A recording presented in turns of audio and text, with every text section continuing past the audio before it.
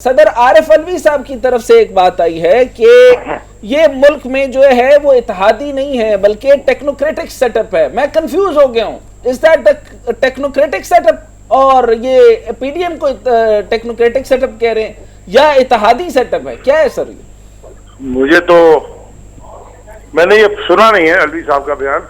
अच्छा सर दूसरी बात मैं बता देता हूँ। दूसरी बात के अंदर ये बात हुई कि वो जनरल बाजवा साहब की तौसीह के मैटर पे बात हुई थी इमरान खान साहब की। उस पर उन्होंने सदर मुमलकत ने कहा कि इमरान खान ने आसिफ अली जरदारी से मुताल्लिक इल्जाम का मुझसे तस्करा नहीं किया। अच्छा, दूसरी बात ये कि एक तो उनकी तरफ से कहा गया था कि बाजवा साहब के बारे में कोई बात करनी है, उनके बारे में कुछ जो है वो मामलात होंगे, और दूसरा आसिफ जरदारी साहब की तरफ से जो उनको खतरात थे उसके मुताल्लिक भी बात की कि वो लेटर लिखें। तो उसकी तरफ से कहीं ऐसा तो नहीं है सदर अलवी साहब की तरफ से मामलात ऐसे हैं कि कोई पत्ते हवा देने लगे? नहीं, ऐसा कुछ भी नहीं है। देखिए, बात सारी सिंपल है सर। अगर खान साहब ने कहीं बात की है जी सर, इसका मतलब है उनके पास कोई एविडेंस होगा, उसके ऊपर बात की है ना जी ऑफ कोर्स।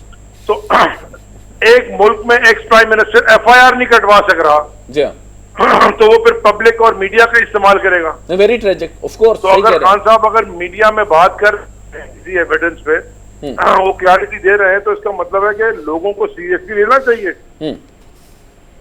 तीसरी बात नहीं ले रहा है तो फिर हमारा चॉइस क्या है? ये बात भी ठीक है। तीसरी बात सर, ये भी एक अजीब इसी के यानी जिमनी सवाल है कि सदर आरिफ अलवी पीर को इलेक्शन की तारीख दें या इस्तीफा दें, ये शेख रशीद साहब कह रहे हैं। सर, इसके ऊपर भी कमेंट कर दीजिए। मेरे ख्याल में इसका जवाब शेख रशीद से खुद ले लीजिएगा। अच्छा चले, ठीक है। वो सर वो प्रेसिडेंट साहब ने खत लिखा है इलेक्शन कमीशन ऑफ पाकिस्तान को। मेरी नजर में बड़ा एक डिसमिसिव और एरोगेंट एटीट्यूड इलेक्शन कमीशन की तरफ से आया है, तो आज जवाब मैंने अखबार में पढ़ा। लेकिन सर, ये अलवी साहब ने जब ये कहा कि गवर्नर साहब को आप जो है वो प्रेशराइज नहीं कर सकते कि किस टाइम पर इलेक्शन करवाने हैं, आइन ये कह रहा है कि आपने 90 दिन में इलेक्शन करवाने हैं, सदर साहब फौरी तौर पे जो है वो इलेक्शन का ऐलान करें, खत्म।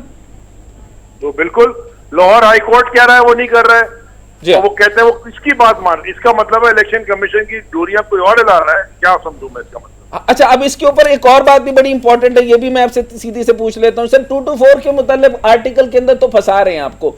तो दूसरी बात इन्होंने कहा कि 105 के तहत जो है वो सूबाई असेंबली तहलील की थी और फिर उसके ऊपर निगरान काबीना भी इन्होंने कर दी। फिर एक नई अजीब सी बात दरमियान में लेकर आए, मैं अजीब गलत लफ्ज़ इस्तेमाल नहीं करना चाहता, कि गवर्नर ने सिग्नेचर ही नहीं किए थे। भाई 48 आवर में नहीं सिग्नेचर किए थे तो ऑटोमेटिकली असेंबली तहलील हो गई।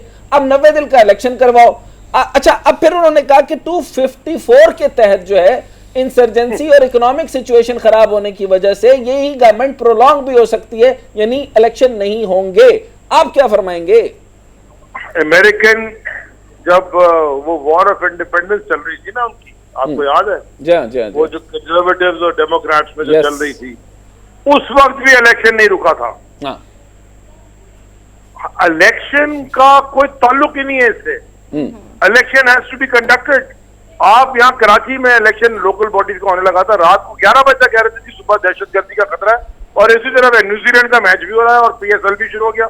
मतलब देखिए ना, ये हमें बेवकूफ बनाने के लिए तो बड़ा अच्छा बनता है आवाम को कि लोग निकले ना, लेकिन इलेक्शन कभी नहीं रोका जाता। और फ्री एंड फेयर इलेक्शन के बगैर ना जमहूरियत आएगी इस मुल्क में, और जमहूरियत के बगैर पॉलिटिकल स्टेबिलिटी नहीं आएगी, और पॉलिटिकल स्टेबिलिटी के बगैर इकोनॉमिक स्टेबिलिटी नहीं आएगी। और ये अगर सारी चीजें गड़बड़ हो गई तो आपकी नेशनल सिक्योरिटी के ऊपर एक सवालिया निशान बन जाएगा। अच्छा सर, इसलिए हर अक्लमंद को ये समझ आना चाहिए कि जल्द अज जल्द इलेक्शन की तरफ मुझे ये बताएं सर, अभी क्योंकि डेमोक्रेसी के नॉर्म ये हैं कि जब कोई भी हाउस में से vote of no confidence use करता है वो फौरन इलेक्शन की तरफ चले जाते हैं ताकि पब्लिक से फ्रेश मैंडेट ले लें।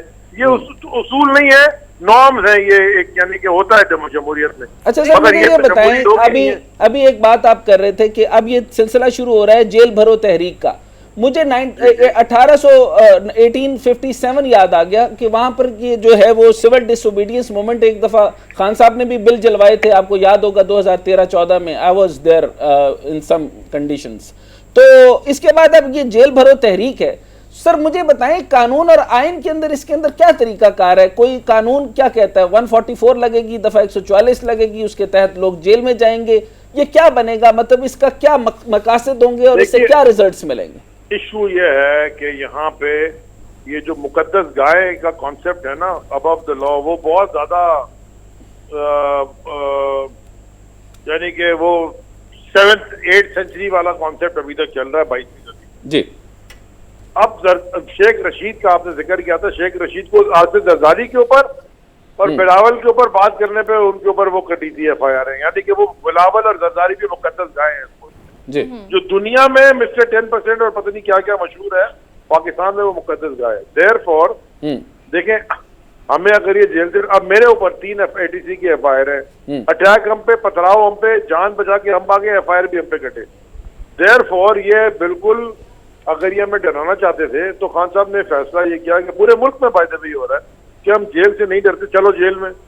अब तुम करोगे क्या, तुम जेल में क्या, यानी कि मुझे बताएं, जमहूरियत में मैंने पहली दफा सुना है कि कोई जमहूरी जमात इलेक्शन से भाग रही हो, और ये इलेक्शन कराने से भाग रहे हैं, तो अब हम इलेक्शन को फोर्स करने के लिए, अच्छा, वो इलेक्शन से तो भाग रहे हैं सर, इलेक्शन से भाग रहे हैं। एक बात वो ये करते हैं कि हम कंसेंसस करते हैं, नेशनल कंसेंसस करते हैं, हम इकोनॉमिक कंसेंसस करते हैं कि बैठते हैं सारे के सारे, IMF के इतने बड़े निज़ाम आया पड़ा है, IMF का मसला आया पड़ा है, जो असद उमर साहब का ऊपर भी उन्होंने कहा कि 8 महीने जो वो नहीं IMF से मामला तय कर पाए थे, उसके बाद इतने सारे वजीर खजाना भी तब्दील हुए, 11 जो है वो FBR के चेंज हुए, हुकूमत के काफ़ी सारे अप्स एंड डाउन्स रहे, ये सारे मामला थे।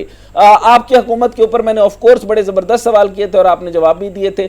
आप मुझे ये बताएं सर कि पाकिस्तान अगर इस सिचुएशन में होगा और इधर इलेक्शन होंगे, व्हाट डू यू थिंक, अगर यही मामला होगा तो ये जो जेल भरो तहरीक डेमोक्रेसी को बेहतर करने के बजाय मोबोक्रेसी नहीं बन जाएगी, एक मॉब बन जाएगा और मोबोक्रेसी शुरू हो जाएगी?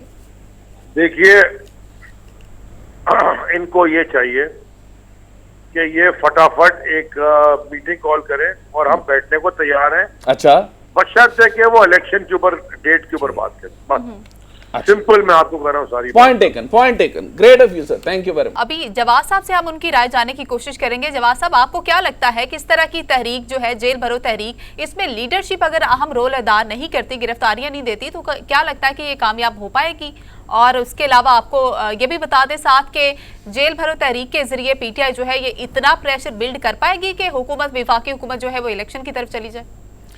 देखिए, ये जो दिलेरी और बहादुरी होती है ना, जो अपने आप को पेश करना सबसे पहले लीडर का, ये इमरान खान में तो है ही नहीं। ये हमने तो इवन यहाँ तक देखा कि इतने बड़े हमारे जनरल थे और वो परवेज मुशर्रफ जो थे और बड़े सदर भी रहे हमारे, उन्होंने भी ये काम नहीं किया कि जब अदालत ने उनको बुलाया तो वो नहीं आए। तो ये वाली जो बहादुरी होती है ना जी, ये से नेशनल मंडेला वाली, ये हर एक के अंदर नहीं होती। पहली बात तो ये है। और ये प्रोजेक्शन आप जितनी मर्जी करें, आजकल मीडिया का दौर है, आप अपना इमेज जो मर्जी बना लें। अगर आपके पास चंद हज़ार वॉरियर्स हैं, कीबोर्ड वॉरियर्स, तो वो आपको बना लेंगे कुछ ना कुछ।